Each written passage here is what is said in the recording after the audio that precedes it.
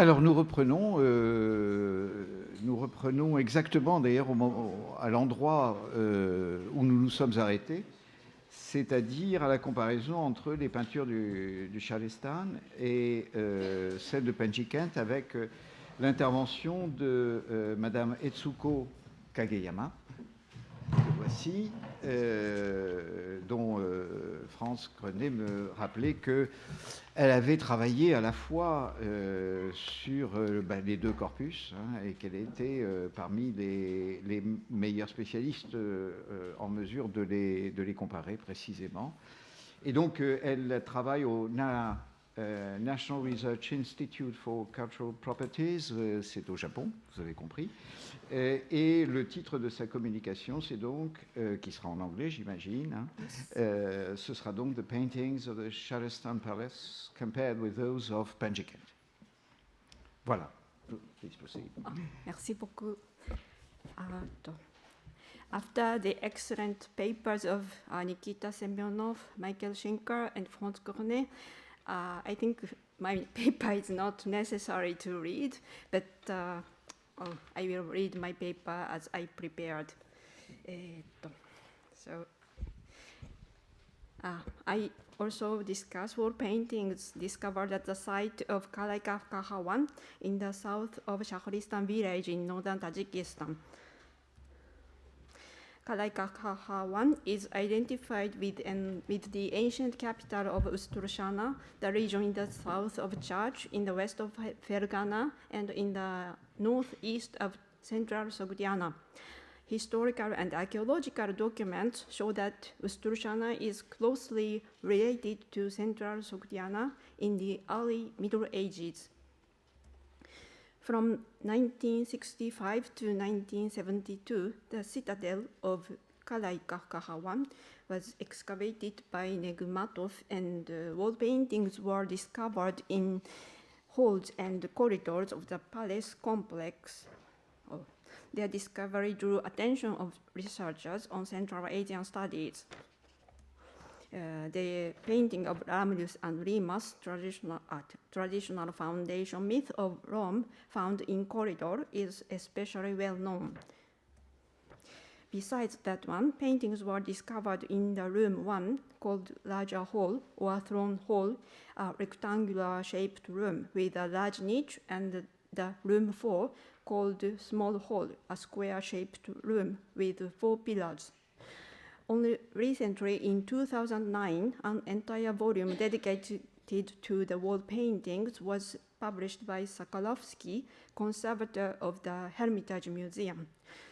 Almost at the same time, drawings and reproduction of the Kalaikafkaha paintings made in 1970s and stored in the Institute of History, Archaeology and Ethnography, Tajikistan, were published as a result of a joint project for the conservation of the wall paintings in the National Museum of Antiquities of Tajikistan, which has been carried out from 2008 to 2015 by National Research Institute for Cultural Properties, Tokyo. I would like to focus on the wall paintings found in the small hall. It is a square room, almost 10 meters in length, whose entrance faces east.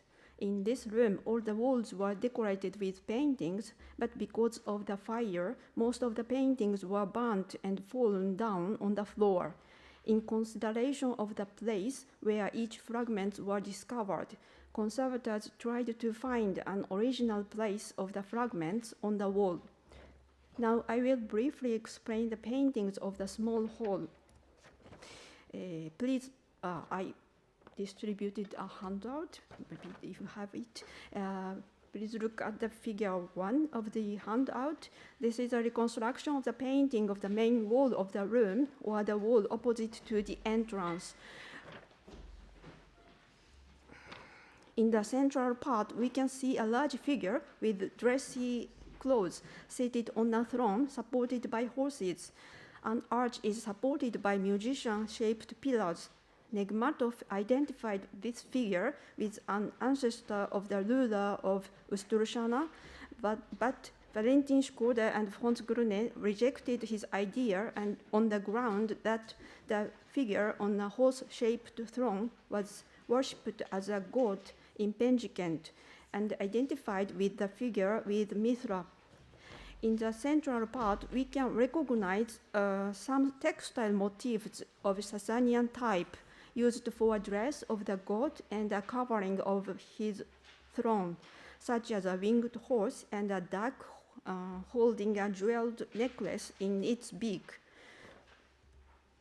Among the numerous fragments of wall paintings from Shahristan stored in the National Museum of Antiquities of Tajikistan, we have found some fragments with a motif of Semurv in a pearl roundel and of 3 leaves.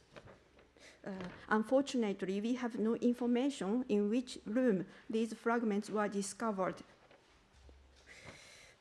Textile with the motif of Semurv are depicted in the Afrasiab painting dated to the middle of the 7th century.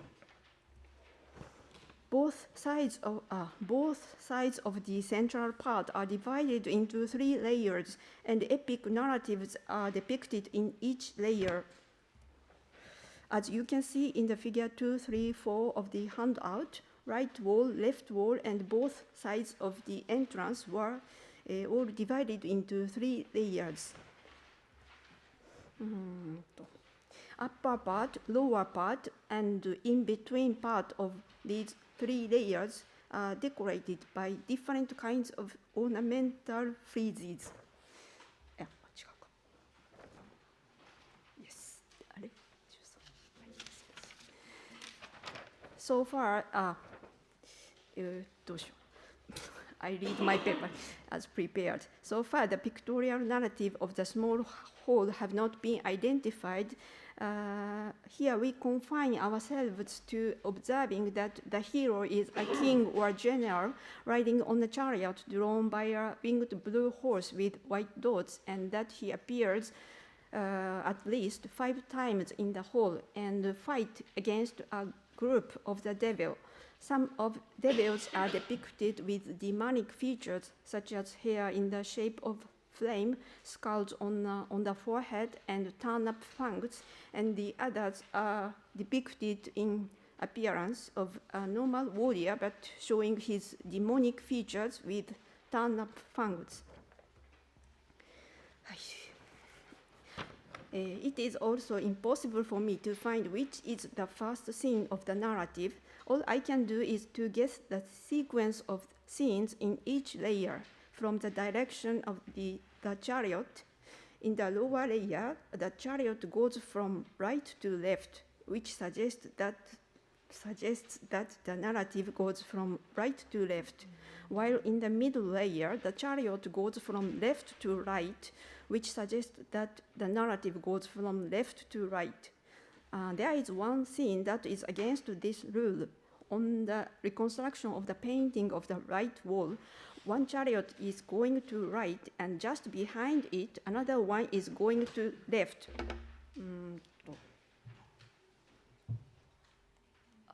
Here. However, if the drawing of the second chariot published by Sakalovsky is correct, it should have been depicted not in the middle layer, but in the upper layer, as the ornamental frieze in the lower part of the drawing is that one. Is the one that should have been painted between the upper layer and the middle layer. Now, I will attempt a comparison between the paintings of Shahristan and those of Pendzhikent.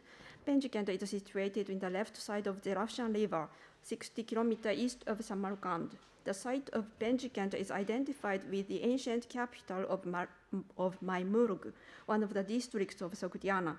Archaeological research for more than 70 years has revealed various kinds of wall paintings from the building of the palace, temples, and residences from the 6th to the middle of the 8th century. Comparing with the Pendzhikent paintings, I will try to characterize the paintings of Shahristan Palace in the history of Sogdian paintings. In Pendzhikent, a palace complex has been unearthed in the citadel. It includes one rectangular-shaped hall with a large niche and two square-shaped halls with 4 pillars. The function of these two types of hall is assumed to be the same as that of the large hall and small hall of the Shahristan Palace. In the rectangular-shaped hall, some fragments of painting were unearthed, and they seem to be a part of a composition of painting produced for purposes of propaganda of Zoroastrism, ruler of Pendzhikent and a pretender to the throne of Sogdiana. Unfortunately, paintings were not discovered in the square-shaped hall, so it is impossible to compare the paintings of the small hall with those of equivalent hall of the Pendzhikent Palace.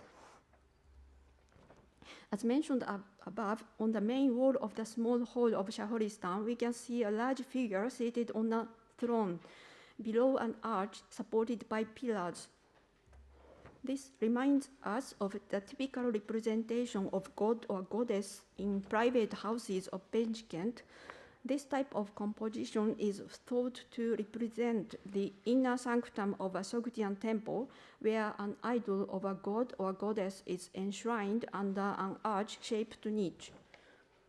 According to Boris Marshak, the composition with 3 layers is attested in a reception room of 5 private houses in Pendzhikent. One is dated to the 7th century, and the others are dated to around 740.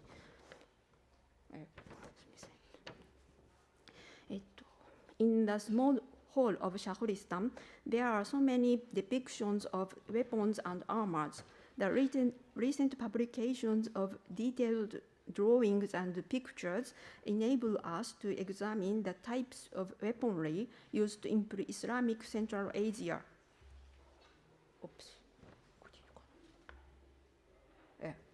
Images of a king or general, as well as weapons and clothing depicted in the small hall of Shahristan, are quite similar to those represented in a reception hall of a private houses unearthed in Pendzhikent, such as Room 1 of Sector 6, Room 1 of Sector 21, and Room 50 of Sector 23. Walls of 3 rooms are covered with scenes of epics and are dated to 740s, the last period of the city when many houses were repaired. For example, the left side figure is a king or general depicted in the small hall, while the right side figure is a king or a general depicted in a private house of Pendzhikent. The position of arms, especially that of the right hand holding a scepter, is identical.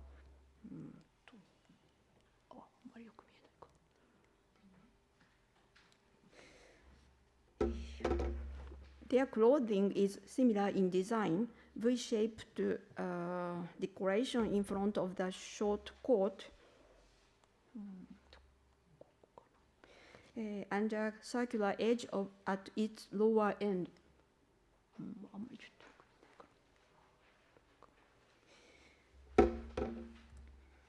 Depictions of a chariot drawn by a winged horse or a boar, as well as a spear with a flag and a headgear in the small hall, are also very similar to those depicted in the reception halls of Pendzhikent. In my article published in 2015, I have examined a change of suspension systems of daggers and swords in pre-Islamic Central Asia, and supports that the suspension system of daggers were changed from a scabbard slide bridge-like mount system into a 2-point suspension system during the Heptarite period from the middle of the 5th century to the middle of the 6th century. However, there are some evidences that the scabbard slide system was known or used in Sogdiana even in the 7th and 8th centuries. One group is those depicted on the south wall of ambassador's room in Afrasiab, dated to the middle of the 7th century. The other group is those depicted in the small hall of Shahristan, as well as those depicted in the above-mentioned pictorial epics from the private houses of Pendzhikent, dated to 740s. The second group is different from the first group in that a pair of rings is attached on each side of bridge-like mount, and that a strap is passing through the scabbard slide and two rings. It seems that a bearer can change the position of the sword by adjusting a strap. The second group can be considered as an improved version of the scabbard slide system, which could have been introduced in Sogdiana around 740s. Clothing of figures depicted in the small hall of Shahristan is different from the traditional type of outer clothing of the Sogdians, that is a long kaftan with an opening in front. Clothing of figures in the small hall is another type of kaftan, which has no opening in front but was pulled on over the head. Chinese documents mention this type of kaftan as the outer clothing of the Sasanian Iran. All the edges and shoulders are rimmed with fabric of another pattern. The same type of kaftan is worn by characters in epic narratives represented in reception halls of Pendzhikent, dated to 740s. It is worth mentioning that in self-portraits of Sogdians painted in the same period, they are dressed in traditional type of kaftan. Further research is necessary to understand why the clothing of figures in the pictorial narratives in Shahristan and Pendzhikent are different from traditional type of Sogdian clothing. Among the paintings from Pendzhikent, dated from the 6th to the middle of the 8th century, pictorial narratives depicted in a reception hall of private houses in 740s are most similar to the painting of small hall of Shahristan in the composition of paintings and in the type of weapons and clothing.